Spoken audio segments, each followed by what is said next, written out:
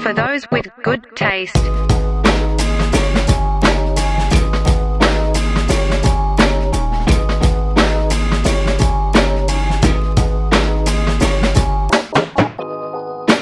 Hey, what is going on, everybody? It's your boys from For Those with Good Taste. I'm Matt. He's Lenny. Hello, hello. And we are coming to you after one of the wildest weekends I can say that I've had in a long time. To say the least. I kind of said this, though. It was like a little, is it recency bias? I don't know. Maybe it's too much good stuff.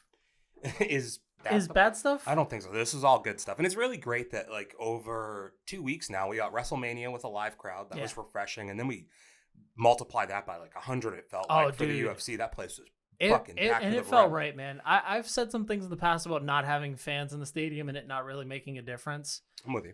Dude, it just felt right. Seeing the commentary team hugging and broing together, everything just seemed right. I think it's okay to like both things, too, and for different reasons. It was a nice experiment for a year.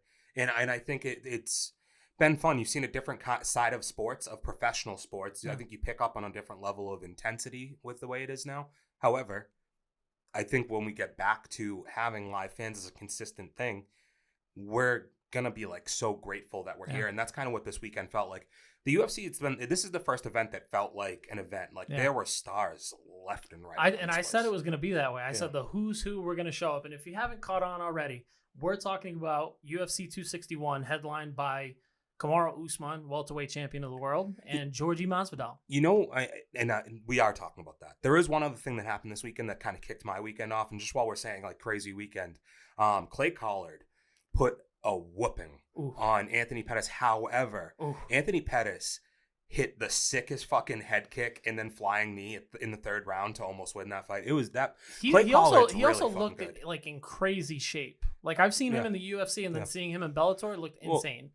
This was PFL. I'm sorry, PFL. He was at 155, so he's not carrying around that extra weight. But people, I tweeted prior to the fight that like I was really excited because I hadn't really seen a lot of Clay Collard since he was in the UFC when he was fighting Max Holloway way back in the day. And he always had some talent, but he looked a little out of shape, and he was just young at that point in his career. He's since been primarily focused on professional boxing, and you could see it definitively. I mean, he was hitting hard. They were smooth. Pettis, I mean, it seems like in this part of his career, he's fighting off the back foot a little bit too much, and it's really hurting him. You've seen the Diaz fight. You've seen I feel like even the fight they had with Cowboy, he won, was like he was getting pushed around a little bit. That could have went either way. It was one of those Stephen scenarios. Wonderboy Thompson was he wins by a Superman punch, but off the cage, right? Because he was getting pushed back the whole time. So my point is, it was like it was really nice to see Clay Collard seeming to have made an elevation or an evolution in his skills, but even more so, like, you know, Anthony Pettis always game. He just seems like he's maybe on the back end here. Yeah, I mean, he's riding that hiatus now, kind of collecting that paycheck, which I think for him is okay. I mean, he's been, you know, in the game a long time. And you think this is a former WEC, the last WEC lightweight champion. Yeah. It's crazy to think that he's still around. So it was a really fun way, I thought, to start off the weekend. It was a nice, like, preemptor for the UFC event this weekend. And from the very beginning of 261, I didn't get to catch all of the prelims, but like everything, like all of my feeds were fucking blowing up. We had a one arm rear naked choke. It was insane. That was the headliner for the main, which was awesome in general. I loved the energy between Randy Brown and Cowboy Oliveira. Yeah, it just had everything of like I finished you. I'm gonna walk up to you and be like, hey, you. Flip you off. It was just, everything was great. Because I had missed the weigh-ins the day prior, so I'm like all of a sudden looking up, like, did they have some type of fucking beef I didn't know about? Yeah, what's going on? I'm like, oh, okay, like Oliveira was talking some hot shit at the weigh-ins. I mean, you come to the fight with a $ braided into your head. It's kind of rough. Well, you gave Randy Brown the dollars. I'm pretty sure he won a performance bonus for that. Yeah. And I liked it because till this point, I found Randy Brown and this is solely based off of name and somewhat appearance, to be a very plain individual. Yeah. Like Randy Brown just sounds like a South Park name. It almost seemed like if I looked him up on the UFC website, he would just have a blank picture. Yeah. Right? Like it just comes up as the generic UFC fighter. He comes off like, I don't want to make fun of him this much. It's like he's like an Urkel motherfucker when you hear his name. You know? Props to him because he pulled off a pretty big win, the biggest win to date for him. And will for sure be setting himself up for some bigger fights in the future. Yeah, so from there, and let's work our way up to the main event, Matt. Because it's only right. Because to really understand this night, you do have to work through the progression of what the night was, because the main event starts, and I definitely had this feeling, like this little tickle, you know? Oh yeah. This main event tingle. I was ready for what was to come, and we start off with Anthony Smith versus Jimmy Crute. Jimmy Crute, right? And Anthony Smith always game, but he's been a little bit down on his luck as of late. But he comes out here, excellent jab. Did you and before you even get to the fight, did you see him walk out? Yes, so it was amazing. He had it was the best walkout of all time. He had a great demeanor. You could tell that he was really just up for it. He came out to Return of the Mac too. Oh which yeah, was dude, the energy felt so. I think I posted, like, I tweeted out, like, best entrance of all time. Again, recency bias, but it felt fucking great. He had this energy. He seemed so happy, like he was soaking in. Like, it felt good to. Like, we had made our pick, and we were really just kind of hoping that he would bounce back, and it felt good just picking him going into this fight, because you felt like he was going to bring something different. Mm-hmm. And from the gate, he performed very well. It was a special performance. He comes out and he finishes him in one round, essentially. So he, at the end, throughout the round, he's kicking him in the leg, and the very last leg kick he gets, he just, like, it's like that Shuts Michael off Chandler. The nerve. Yeah, it's that Michael Chandler thing, when all of a sudden he just couldn't walk. Henry Cejudo, Demetrius Johnson. Yep, another one. In more recent times, yeah. So he wants to continue, but there's just, no. It wasn't going to be well. I mean, and I hadn't seen this in the other times that we've seen this happen. His leg actually inverted, like his knee. It didn't look good, and there was almost like his muscle clinched everything up to where his leg had just atrophied. It was just a weird look. But it's like, if only we knew what was to come. Oh man, well, you know what I mean? Because we've seen that before. I've never seen a guy's leg from a muscle contraction. Watching it on the slow motion replay, and that's what was crazy. The muscle moving, oh my god, yeah. But it makes you appreciate every moment of it, because Anthony Smith, you could tell he came in with a game plan. He was very, very confident going into it. Most people were picking against him too. Yeah, it was interesting to see. Yeah, he was not by any means a heavy favorite. I think he was actually a little bit of an underdog going into this fight. So good to see him come out with a victory. But then I just remember the commentary just saying, "What a freak accident!" Right, and the amount of times that they said that, they threw that term around so loosely, but it would only set up what was to come, Len. So yeah, the next fight up, the big story coming out of this next fight is obviously, like, Uriah Hall, first person to win a fight without throwing a strike. That's really really impressive, man. That his defense. Could you believe his defense in that fight, dude? It was something else. I'm speechless because now that I'm replaying the fight, it was so short-lived. They say that Uriah Hall is like the Floyd Mayweather of boxing. Well, MMA. Let's take it easy. He goes out there and he just has a way to navigate the cage to avoid taking damage, man. It's something special, Matt. So before I even get into what happened, let's tell the story as it is. These two guys line up. It's their second meeting after Chris Weidman beat Uriah Hall on his build up to, winning the UFC middleweight title against Anderson Silva. Yep.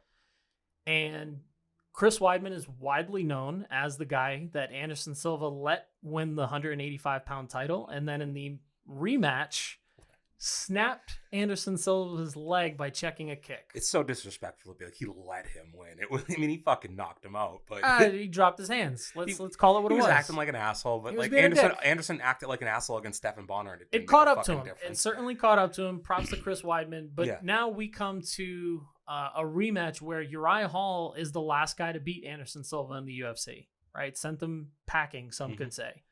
Sent them on retirement. Well, Chris Weidman comes into this fight, and a lot of people are kind of expecting him to return to form. His last fight was a good step in the right direction.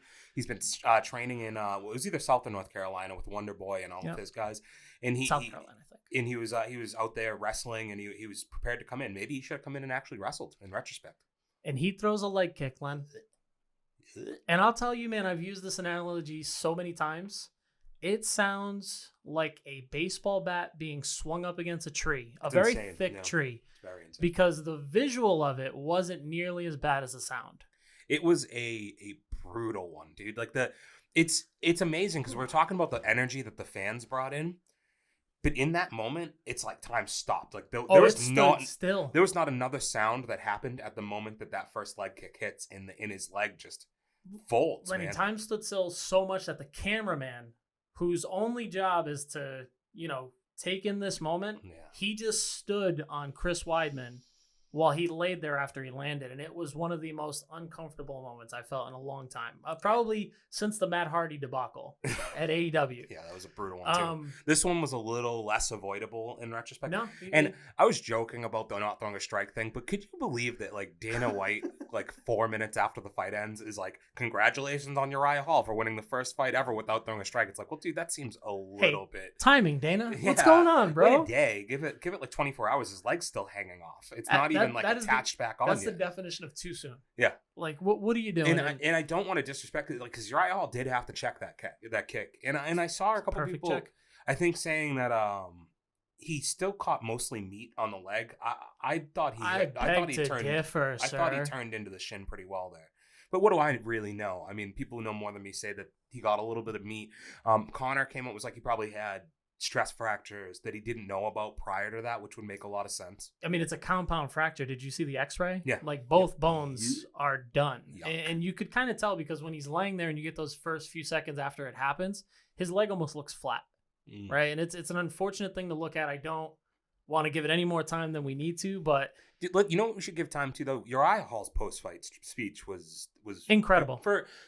For a time where normally you have to go through like a PR team and somebody's going to kind of like, if you're going to give like a really walk good you through speech, like in a moment like that, he had to do all of that in real time. He was very articulate.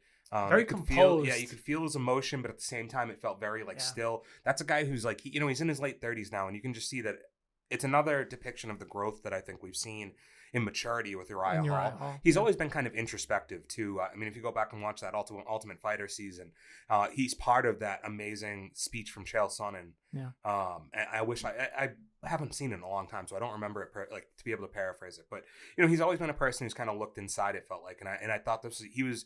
If anybody could have been there for it to happen in the cage with, he just seems in hindsight to have been the best person to be there. Because his composure and ability to just speak very well. I mean, again, it's our first event in front of a packed crowd. Yeah, that's what I mean, and man. Something like that happens and he stood up to the occasion. It's an unfortunate circumstance, but this is something that at the end of the day, it is a win for Uriah Hall. He gets this W, and this can...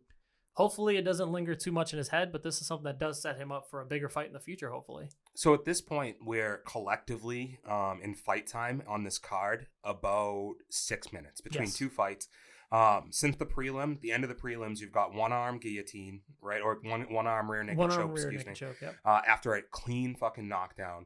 You have a leg stopping working that got a finish, and then you have a leg literally snapping in half. Before we get into 3 title fights, let's just set the picture up for you. UFC 261 put us in a blender, dude. It was a wild roller coaster of emotions. Like at this point, I was like, man, do I even? Like I jumped over to Instagram just to see what was going on, if people had already started jumping on that train. And you're like, man, the internet's a wild place. Like you just start seeing some crazy things, but then you're like, oh wait, we've got 3 more title fights. As far as crazy things, whoever took the pictures and spliced together the pictures of Anderson Silva and Chris Weidman throwing their kicks, and it looks like Gumby, like you're a sick man. You're a sick man, dude. That is awful. Yeah, it was really funny though. I don't need you like.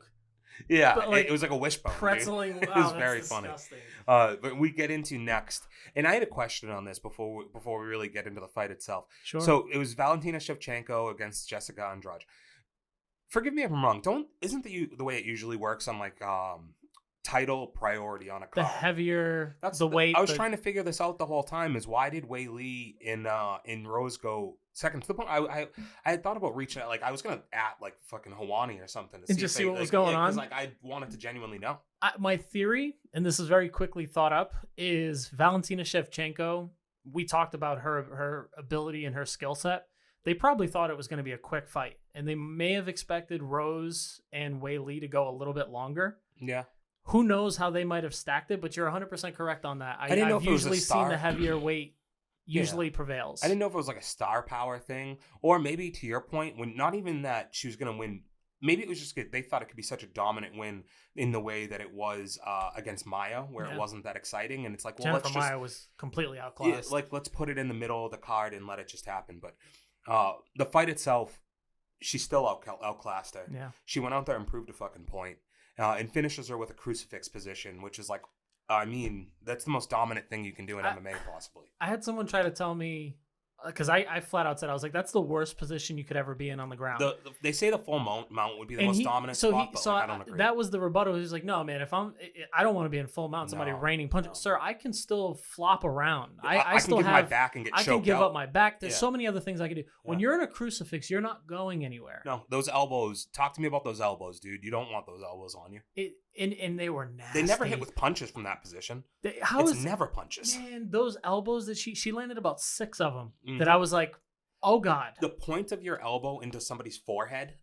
You're chopping wood at that point, man. Like cool. It's just no, that person's crazy. I think it's the most brutal position that you can be in on the ground. Maybe people who grapple could tell me otherwise. Maybe there's a lot more escapes that I'm not aware of. But it just seems that the only way you're gonna get us by trying to arch up and flip. The only way you can stop a crucifix is if you crucifix the other person. Yeah, a double crucifix. You have to re-crucifix the crucifix. You have to crucify the crucifier. It's the only way to do it. Okay. And I've seen it happen. We saw it. There's a YouTube video out there. There's somewhere. 2 guys got stuck in a crucifix. I want to say it was video. PFL. It's possible. It's the only way you get out of it, dude. Valentina Schevchenko, unbelievable performance. And I love post-fight. It's like, no, you motherfuckers kept saying that the only way, the chance that this chick had to beat me was in the clinch and grappling. Get me on the ground. Let's be 100% clear. I'll beat all of these women anywhere I fucking want to go. She took her down with ease. Prior to this, her most takedowns in a fight was 5. I think she had either 6 or 7 in this one, and they weren't nothing takedowns. Each takedown was pretty heavy. Body locked her about half the time. Yeah, just slammed her into the ground. Just took her down at will. And so I do want to keep focusing on Schevchenko, but I do really quick. Jessica Andrade just come up short now a few times, right? She did win the title, so there is that. She's perennially going to be in the top upper echelon of 115 and 125, or is it 125 and 135? No, 115, 125. I just don't know if she's got the talent to beat any of the women on the top. It's because now her most reasonable move is going to be going down, and I think you book her versus Weili. It would make a lot of sense. The thing with that is, for Jessica Andrade, and it's a huge, we've talked about her progression, her skill set not being that sprawl and brawl fighter anymore, where she had a little bit more to offer. They made a mention that she's the only woman to compete at 135, 125, and 115. She went 135, 115, 125. And looks small at all of them, by the way. Man, get out of my head. Yeah. I was just about to say, we're at a point right now where she's looked good in all of them. She hasn't looked dominant in any of them. When you look at the win that she has to get the title away from Rose, she was losing that fight. Yeah, she was getting beat up. But your sheer determination and your ability to lift another grown woman over your head, that's why you got the title. Yeah, well, because it's size is both height and, thickness, the right? ability to use it. She is thick as hell. She is a very muscular woman. 3 C's. However, she has no natural height to her. So she has to rely so heavily on winning either close or bouncing in and out and against these really fluid strikers that are champions in these divisions. That's why I think she has a chance with Weili.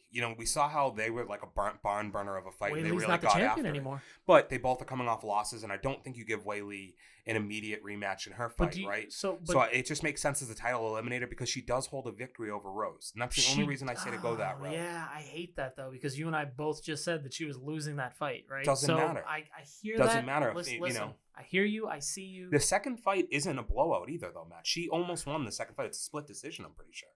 I hear you. It to me, dominated the third round. It's her only option at this point. She can't fight. She can't go up. I think she's done at 125 because as long as Valentina's there, nobody takes it away from Valentina. I'm with you. Back onto Valentina, I don't like any of the prospects that are down the line here.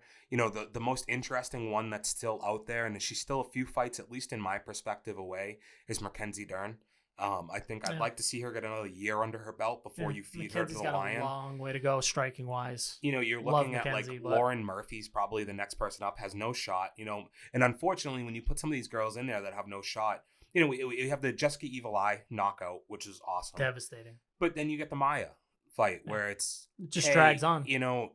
What am I going to do? This girl's just not even close enough to keep up for me to knock her out. She's already had 2 or 3 of those already. Yeah. You know what I mean? It's not like this is the first time that she's brought a girl through the ringer and we've had to watch it for 25 minutes. No. She's done it in the past, and now it gets to the point where it gets a little bit sour. It's obvious that the only person left out there that holds a real competition to her is Amanda Nunes, right? And you got to do it overseas. Well, why? It almost feels like Amanda in that second fight had an advantage with one being the champion and two, it almost felt like the judges were on her side from the get because Valentina dominated some of those rounds and didn't win a round. I thought she won a lot of that fight. Personally, and I haven't watched it in a long time, but I remember coming away from I that remember fight. her winning that fight. Yeah, I remember coming away from it. They not only did they take it away from her, they didn't even. I think 2 judges had it unanimous, like to the point where they didn't even give her a credit on the score. You definitely can't do it in Miami. Like that. That's essentially hometown advantage for. If you want fans, where are you going to do it right now? Texas. I don't know. Texas might as well be Miami at this point. Isn't there no COVID in like New Zealand or some shit? So that's my thing. If you take this to Fight Island, you go to Abu Dhabi, you do it somewhere where you're getting more neutral. I don't want to see fights without fans anymore now that they gave them to me. I think you can get fans in Abu Dhabi now. I don't know if that's the Matt, when I say fans, and this is no disrespect to the people of Abu Dhabi, I know what you mean. It's not the same energy. It's all money. It's a very respectful crowd that's there to see the performance. You want to hear someone scream "fuck Jake Paul"? I don't know if like that was. You know the thing I hated. Weidman's like leg is hanging off his fucking body, and they start chanting "fuck Jake Paul." Like I didn't mind the rest of it. Have your fun, man. From what I heard, I think they were doing it when he was like trying to live stream or whatever. When he was trying to get in his social medias, I think that's the rumor that I heard is that was when they were doing it. But so after the leg broke, he has his phone out. He might have had his phone out, like, "Yo, just saw some crazy shit," and everybody's like, "Fuck Jake Paul." Neither here nor there.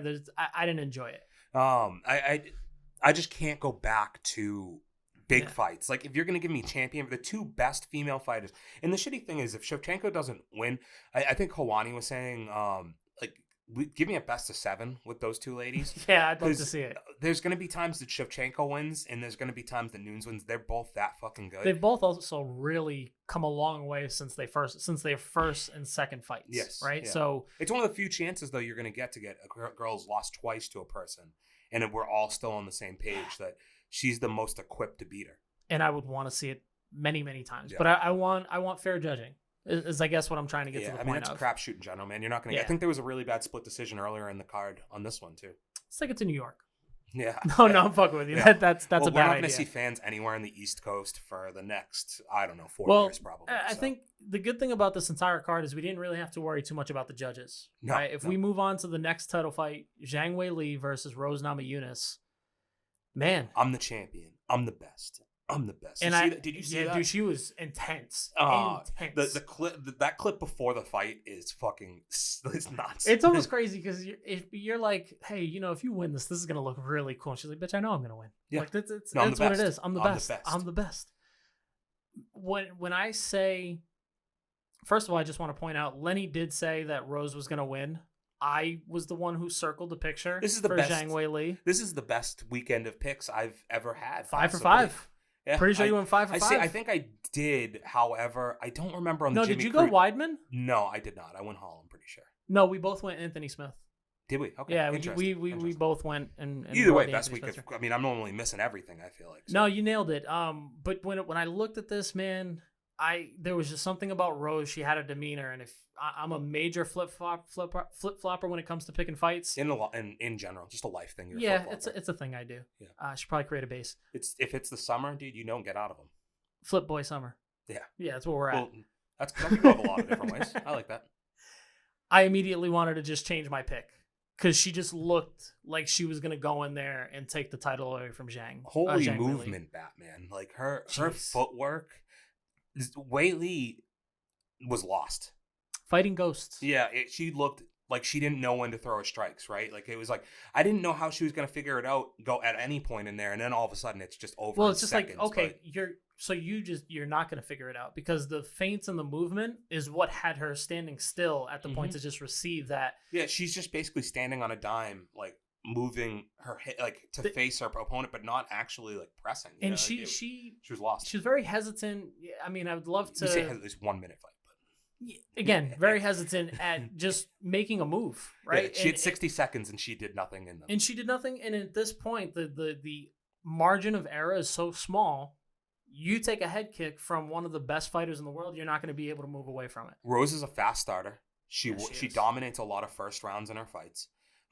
And this was no different. In the head kick she lands, it's not like Is it a switch kick? No. It's like a no, weird... it was just straight up no okay. setup, I don't believe. I think she used her eyes and she had been going to the legs. Yeah. So it looked to me like Weili, if you see, she puts her hands down. Oh yeah. Yeah. Thinking it's going low. Yep. And instead it comes I say no setup because there was no step into it. No, yeah. It came right up to That's the what chin. I'm saying. Like, it was tough for me to see if it was a switch kick because I didn't see her feet No, right before. Her feet didn't move. It was just straight up to her chin. Incredible technique. And it's definitely, you see the people who break a guard and knock somebody down or knock somebody out. Like, that was just pure art like that.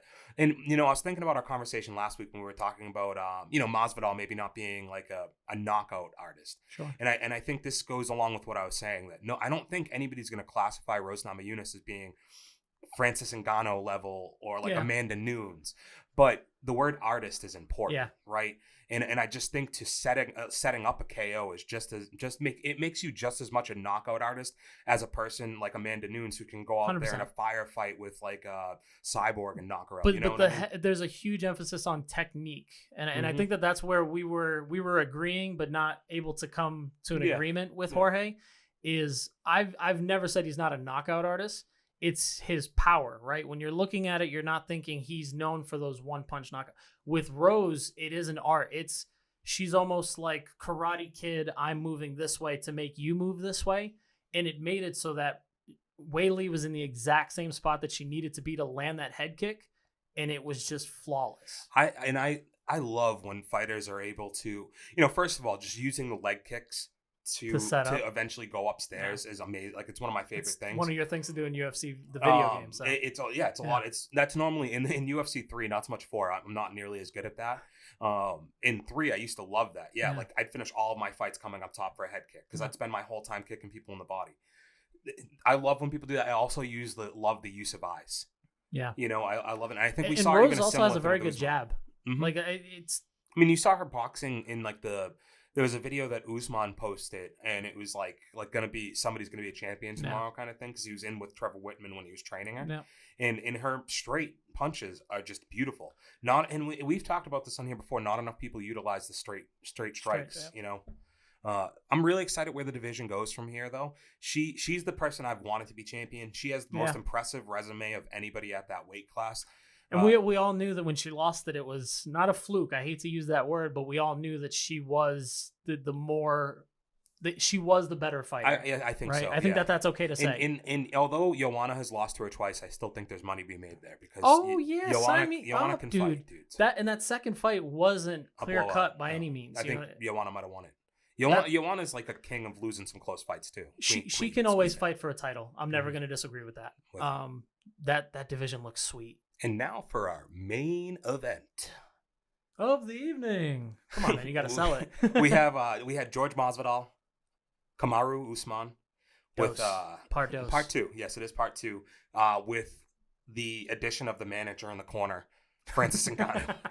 Dude, I love the African clique that they got going on. Oh, it's great. I mean, and honestly, you just feel great for them as a culture, seeing the 3 champions that they've got right now. And it's kind of like when you first saw, remember when Brazil just had that moment where they had almost every belt in the game? You had Jessica Andrade, you had... so I think going back before that. I said Jessica Andrade. I meant Amanda Nunes. Well, so you had like Verdum, Anderson, you had Jose Aldo.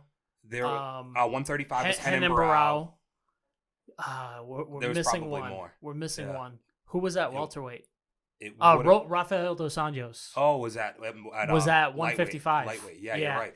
They had like 6 champions. They were, you had Cyborg at the. I think that's why I'm mixing up the Amanda Nunes. They had like 6 champions. It was insane. Yeah. But it really showed like Brazil's dominance as far as like training camps. They had the best camps, the best fighters. When you think about the ascension, of that they were already a real hotbed for MMA, obviously. But then when you see all these people getting out and becoming champions, it's going to grow and grow. And now you talk about these people, native of Africa. You see what it's like for the responses of Ngannou winning the championship were just fucking insane. And it's really great. I have to envision there's going to be a lot of really, really big fighters coming out of there. Not only the match. If you can, obviously it comes down to like, same thing that Shevchenko was talking about that you don't know. I don't want to take it back too much, but I think this is relevant. She was talking about, when do you think you're ever going to give it up? Like, do you think you'll ever hang it up? You're so dominant. And she's just like, I'm from, is it like Kazakhstan or some? It's a small place near like Russia and Poland. She's like, nobody gets the fuck out of there. Yeah. Like, nobody gets out. So for me to be where I'm at now, and I've worked as hard as I have to get here, I'm not fucking going anywhere. I'm going to keep beating the brakes off bitches left and right. And I feel like any of these guys, you talk about like Usman's story's just now getting out here. And I'm not the hugest fan of him, but the fact that his father was in the cage with them after being incarcerated and like that part of the story that I don't think any of us really knew until this, I really just, I appreciated that part of it. You know? It also, for me, is like when you look at these guys that are kind of the flag bearers for these smaller regions, and by no means is Nigeria and Cameroon small regions, right? Yeah. But in the fight world, we don't expect like, you know, known and great fighters to come out of certain countries, certain regions. And when you look at a Valentina Schevchenko, she's almost an inspiration for everybody that she like stands for, right? When you look at Kamaru Usman, Israel Adesanya, Francis Ngannou, these guys are now kind of being the people that want to fight for the first UFC in Africa, is because they're holding a torch not only for themselves, not only for this generation, but they're trying to inspire everyone around them, everyone who looks up to them, to be able to do the same thing. And I think that's what I really enjoy about all this, is you're getting to see all of these guys get the respect that they deserve. I think that's one of the best parts about Usman, is I've continued to hear people doubt him. He's not a hard puncher. His technique is soft, all this other stuff. He showed very easily why he's the number one 175. I mean, the guy is getting better and better, and he has a great coach in his corner. Like Trevor Whitman is. He might be coach of the. It's going to be him or Krause for coach of the year, right? I think it's pretty hands down. I mean, you got Rose, Kamaru. Yeah. No, you're right. I mean, it might be hands down. It's tough because Krause has been a renaissance for a lot of guys' careers too now. But you're 100% right. The championships speak for themselves. Usman, at the end of the day, two things. He has to look and say, like, we have to applaud him for the intelligence to pick Masvidal. Obviously, to be this matchup for him. He could have picked a lot of different people. He made the choice to go against Masvidal. And obviously, financially, that's motivated. There was a grudge there as well.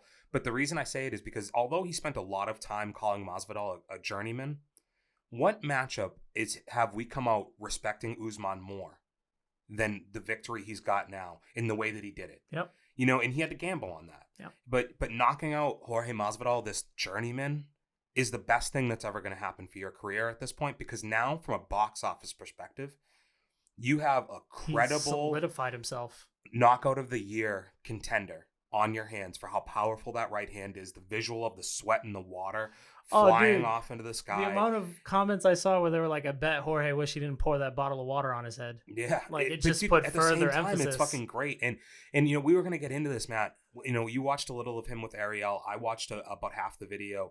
And I've been down on Masvidal for the past year. But I loved seeing him on Ariel and him just being like, you know what, man? Like, I'm a fan of Kamaru Usman.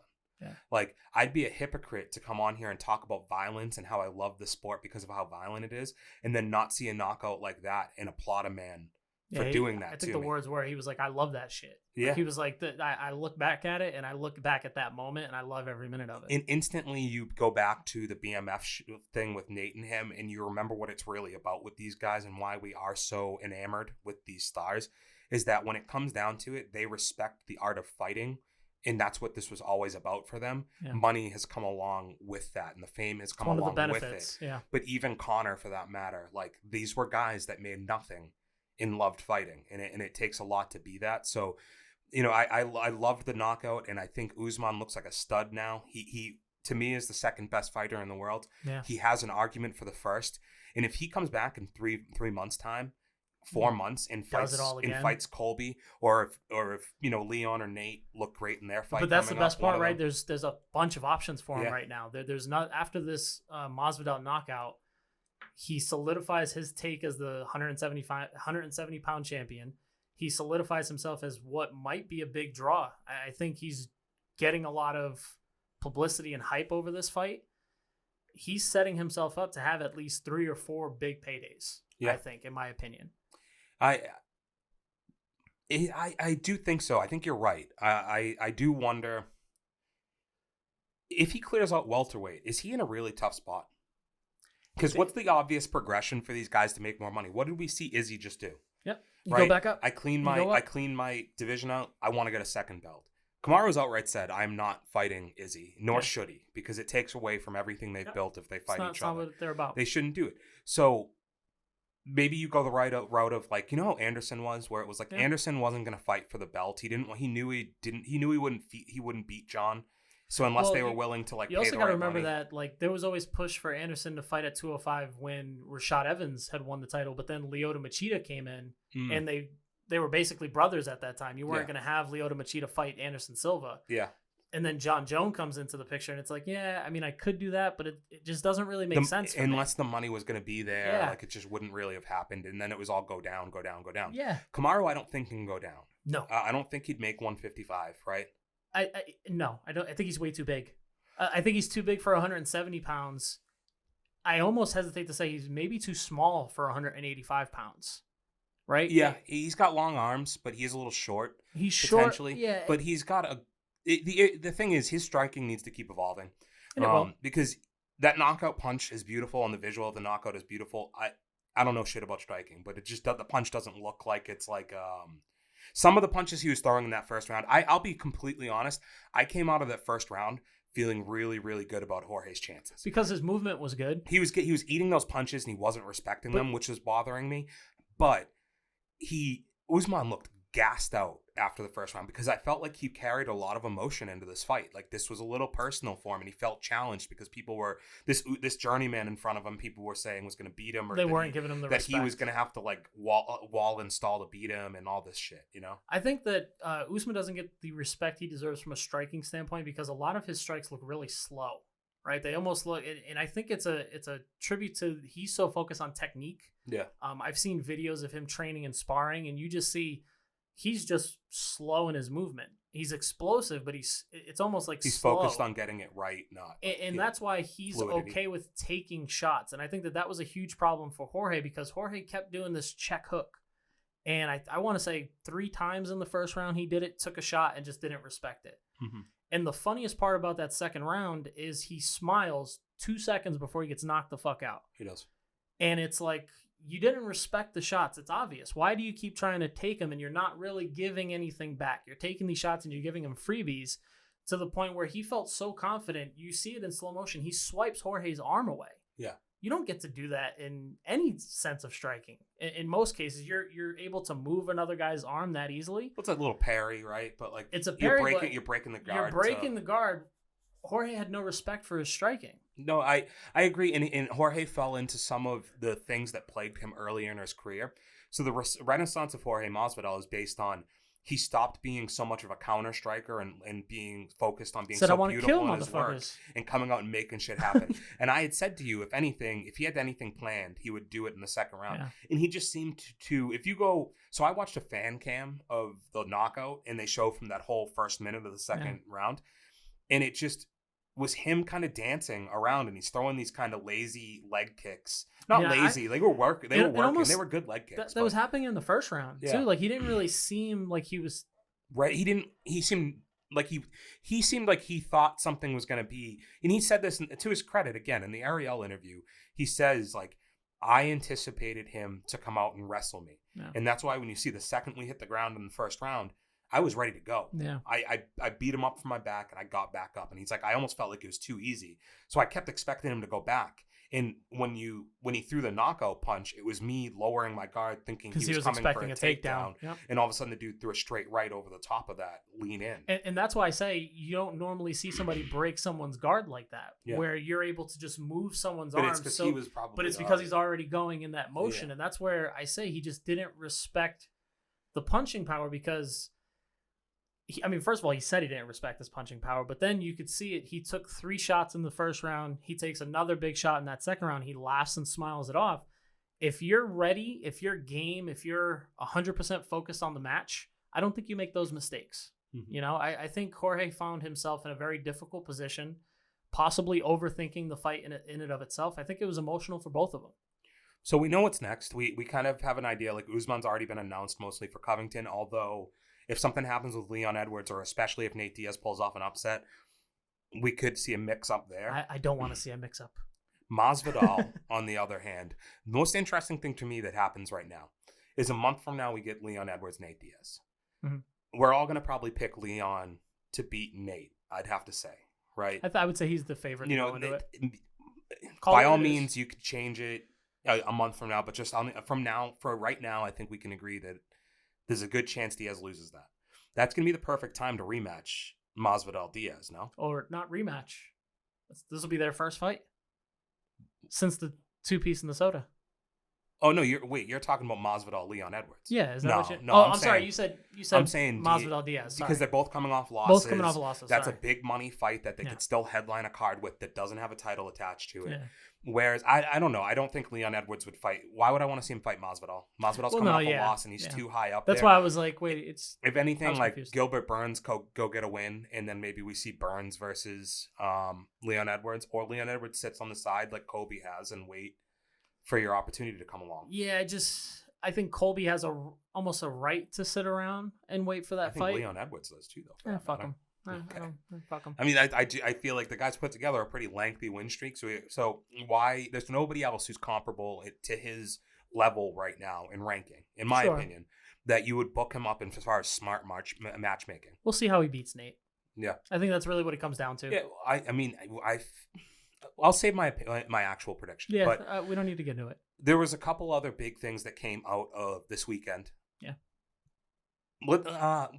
We could go with one. We could go with one, but I'd rather go here.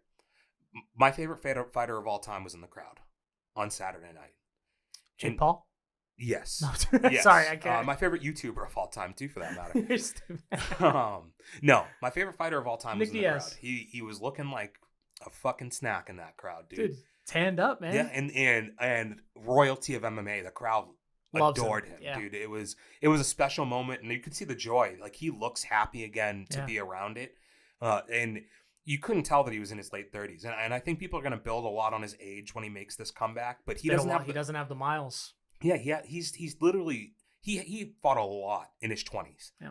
But he's also kind of healed from a lot of those wars that he was in, I feel like, and he just doesn't have that beating on him anymore. It's very similar to like what people would say about John Jones, and why John Jones's longevity will probably be because of the amount of shit that he's gotten into. Yeah. Right? Where you're able to take a year or two off.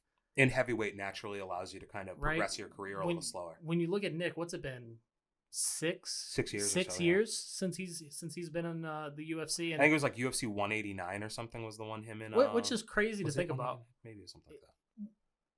Neither here nor there. If it's 6 years, that's 6 years of him. We know he stays in shape. Mm-hmm. We know him and Nate are fucking freaks when it comes to fitness. He looks in better shape now than he ever has. Imagine being that well in shape, training that much for 6 years, and taking no damage. He's going to be what some would consider the prime of his career at this point. Hey, we're going to hear it go both ways, because I think people will share our opinion. I'm sure there's a lot of people who are going to think he's slow, past it, whatever it might be. But we're going to find out. And have you heard who they're rumoring him to be fighting? Who? Khamzat Chimaev. Oh, shit.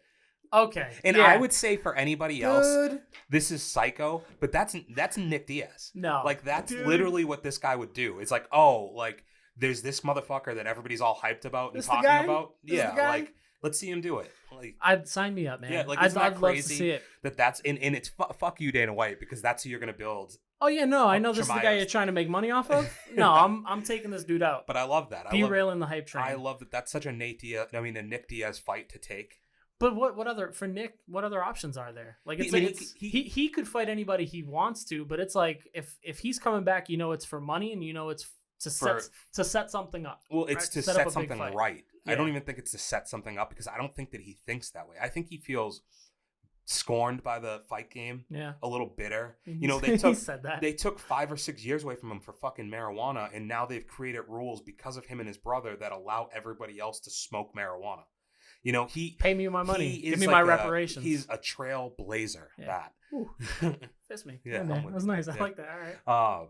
He was the guy who did it before anybody else did, and I personally, I would love Chimaev. I think it's a really tough fight to come back to for Nick, but I will ride or die with that guy. But he is in a position very similar to Chimaev where. What weight class did they fight at? Because Chimaev, we've seen him at 170 and we've seen him at 185. Chimaev is game as well, so I think what does Nick want to do? Is Nick making a run at welterweight here, or is Nick making a run at middle? I think he's going to make a run at middle. It would make more sense at middle because you've got Nate fighting Leon right now, and if Nate were to go against the odds and beat Leon, that sets up 170 for him, right? So I think the 185. And we also look at it, he's probably not wanting to cut that much weight, you know? No, he's a little older. Yeah, probably doesn't want to. And I said this to you yesterday or the day before. Like, I think that Nick could look at a guy like Izzy and see him as a person that he could fight with. He's saying that's fair game? He went at it with Anderson. Granted, this was post-leg break and all of that stuff. But didn't show any fear to that game. He likes going against fancy strikers because he's a guy who wants to smother you. He knows Izzy wouldn't wrestle him either. And that would be a war. That's somebody that Izzy would get excited for, right? You need to cut this shit out. Send fucking Ariel Helwani an email. Tell him to piss off Dana White. Yeah. Let's get this shit started, man. Go, man. Why are we not campaigning for this shit? It just all sounds amazing. And the idea of Nick Diaz being able to come back, it would spell what I think we'd all want to see in the UFC right now. So the other thing that we got, and when you referenced it earlier, there was a lot of fuck Jake Paul. Jake Paul is like literally the smartest marketer in the world right now. He has every single one of us in the MMA community. Man should be teaching a class right now. Yeah, like eating out of his fucking hand because and I'm surprised Dana let him show up. Ariel Helwani can't show up to a fucking UFC event, but like Jake Paul is just roaming around doing his own fucking Dana thing. White is very selective with the people he hates. Like Brendan Schaub, probably not getting into a UFC not event. Allowed. Like all these other dudes. Who's the other one? So we've got Ariel. I know like John Fitch is probably somewhere on the list. Nate Quarry's Jens not allowed Pulver. in there. Like there's all these guys that like Dana White's just like, no man, can't show up. Sorry. Yeah. Then Jake Paul is like, I'm shit talking all your fighters, dude. Fuck you, I'm taking money out your mouth. Fuck you to and he's Dana like, White. Why don't you? I don't like you. Why don't you sit behind DC? Go ahead. Why don't you just sit behind DC and fuck everything up for me? So that was quite the moment. I love Daniel Cormier like being so hyped up that he gets on the mic and he's just like, I'm about to smack the shit out of Jake Paul. like I'm just gonna tell you all right now, I'm gonna smack the shit out of Jake Paul. It was so casual because they were talking about something else. Mm-hmm. Like they were going on and they were reviewing the fight. Yeah, Joe, I don't know, man. I'm gonna smack the shit out of him. I don't know about you, man. The energy in here got me wanting to smack a bitch. Jake Paul might be the one. I don't know. And then you see the video of him walking up on Jake Paul, and he's like, "Keep my fucking name out of your mouth." Dude, who is signing Jake Paul's death certificate at this point, dude? No, because this is huge. He just got a ton of buzz. He's not going to fight Daniel Cormier. He and said something about like DC being small and shit like that. It's like, buddy. Sir? And DC's like, I'll cut to 205. And when you think about it, it's not that crazy because this dude weighed in at 190. Nope. So it's not that far off to be like, I'll cut to 205. You fight. I certainly wasn't one of those people that didn't think in a year I could probably see this happen. I think what would happen is DC, he would put his hands on him a little, but I think he would leg kick him. Like, I think he'd want to torture, because he even said he'd like, give me 5. I want to just torture this dude. You want to make it interesting for me? I have them two wrestle. Jake Paul claims to be this Jake amazing Paul wrestler. Backed out on his wrestling match with Ben Askren, right?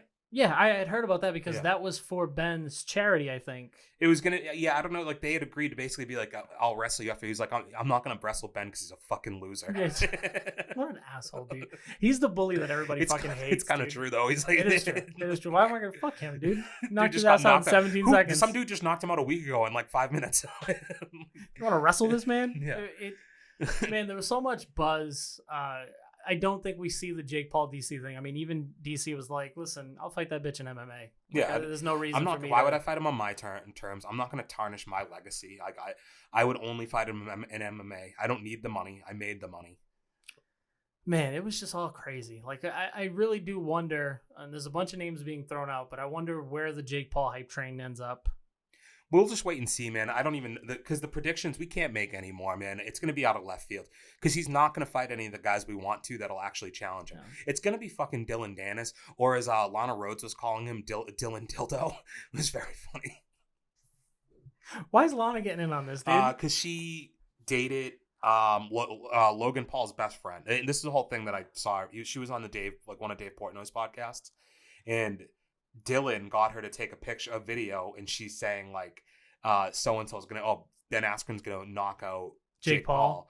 And like Dylan's in the video and gives her like a kiss on the cheek, and she's like, I didn't even fucking know who he was. He said he was just a fan that wanted me to take a video, and I thought I was just like joking around, and then he like all of a sudden kissed me and like made it seem like we knew each other. It is so sad that Dylan is like going so hard for this fight, because it's like, dude, he is toying with you so bad. You don't have enough cred, man. Like you're the guy who got kicked in the head when Khabib jumped off the stage at UFC. You know what I mean? And Dylan's like, let me be the one who saves MMA, but it's, dude, like, let me see you strike. We don't even like you. Yeah, like, like, the MMA's community, like, dude, you got to prove yourself. Yeah, like you haven't actually fought in MMA really. You're great at jiu-jitsu. Put those cheetah shorts to work, bro. Yes, sir. Let's see something. You know what I mean? It'd be interesting to see where it goes, man. I'm not interested to see that fight. This is going to be a pay-per-view for the ages. It was sub 20 minutes total fight time. It was insane. Like 19 minutes and something. It's like the third or fourth shortest collective fight times of a UFC main card of all time.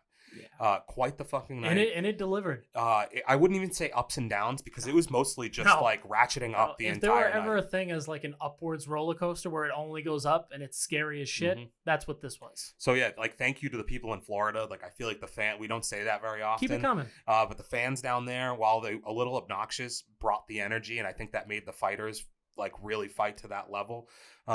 I can't wait. We have who's this weekend? Dominic Reyes versus. I have not been able to pronounce this man's name at all. Prochaska. Yes. Okay. Prochaska. He looks like a guy from Mortal Kombat. Let's see if Reyes can kind of get back to, that title form that he was in. He had a tough go against Jan Blachowicz, but he's a good fighter. But Yuri Prochaska is going to be the guy I think who wins. I'm going to go Dom Reyes. Okay. I'm just guessing. I actually have no clue. No, I mean... 1 o'clock fight time, though. That's pretty dope. We got a 50-50 chance to get this right. I'm with it. Yeah. Cool. We'll just go with this. Thank you guys for sticking around as long as you have. As always, like, comment, share, subscribe, and maybe... Hit us in the chat. Start an argument. Who knows? Maybe? Yeah. Yeah. And find us on Twitter. Good Taste Live. And Instagram, @For Those With Good Taste. All those places. Like, comment, share, subscribe. We're out of here, guys. Until we'll see next you guys next week. Next time. Tomorrow? I'm here. Sweet. Later, guys. Peace. For those with good taste.